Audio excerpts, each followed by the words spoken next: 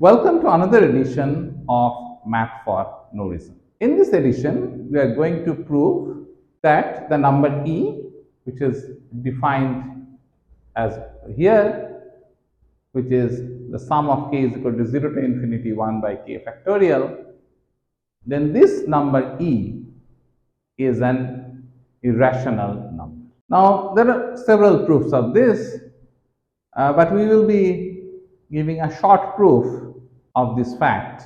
Now, for that purpose, we will show that if we are looking at k factorial into e, and we look at the greatest integer less than equal to k factorial times e, then this quantity is equal to. Now, how do you prove this?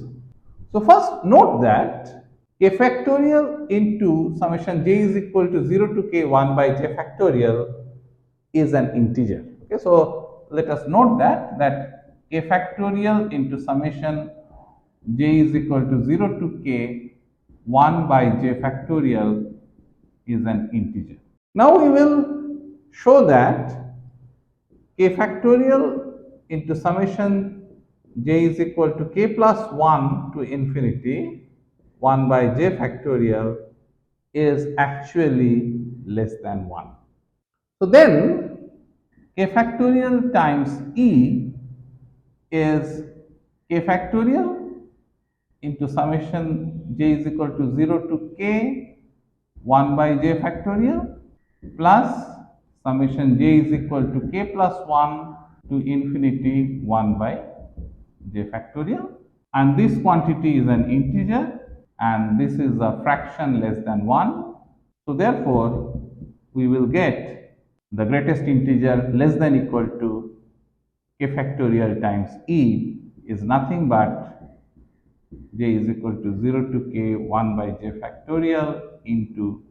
Now, this would prove our claim and we will see how. So, but before that, let us prove this result, that k factorial into summation j is equal to k plus 1 to infinity 1 by j factorial is actually less than 1. So, if you take the k factorial inside this summation, then what you get is 1 by k plus 1 plus 1 by k plus 1 into k plus 2.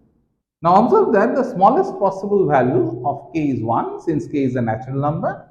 So what we get is that the above quantity is less than equal to half plus 1 by 2 into 3 plus 1 by 2 into 3 into 4, etc. up to 1 by 2 into 3 into etc. to n plus 1 and so on. Now this quantity is strictly less than half plus 1 by 2 into 2 plus 1 by 2 into 2 into 2, that is, this is equal to half plus 1/4 plus 1/8. Thus, we have shown that k factorial into summation j is equal to k plus 1 to infinity 1 by j factorial is less than half plus 1 by 2 square plus 1 by 2 cube, etc. up to 1 by 2 power n. And by the geometric series formula, this is nothing but 1. So remember that the sum of these is nothing but half divided by 1 minus half, so which is equal to 1. So with this, we have proved that the greatest integer less than equal to k factorial times e is actually k factorial into summation j is equal to 0 to k 1 by j factorial.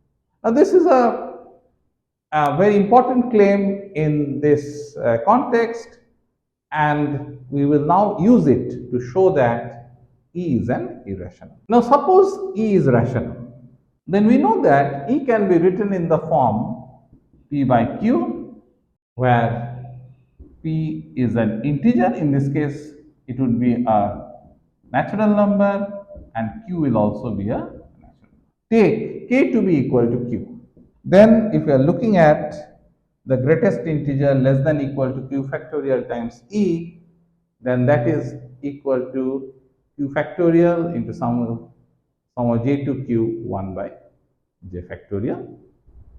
Now, q factorial into e is q factorial into p by q, and that is q minus 1 factorial into p. Also note that from what we have proved, that is q factorial into summation of j is equal to q plus 1 to infinity 1 by j factorial is less than 1 and of course greater than 0. So therefore, the greatest integer less than equal to q factorial times e is actually strictly less than q factorial into e. Now this would be very helpful for our case, and so let's note it down. What we have is the greatest integer less than equal to q factorial times e is less than q factorial into e. Since we have assumed e is equal to p by q, therefore q factorial times e is q factorial into p by q, and that is q minus 1 factorial into p, and this is an integer. So therefore, the greatest integer less than equal to q factorial into e is equal to q minus 1 factorial into p, which is q factorial. So here we have noted that q factorial, the greatest integer less than equal to q factorial e is less than q factorial e, and here we are showing that the greatest integer less than equal to q factorial times e is equal to q factorial times. So a number cannot be both less than and equal to another number at the same time. Therefore, we have a contradiction, and we can conclude that E is an irrational number. It's a good place to stop. Thank you.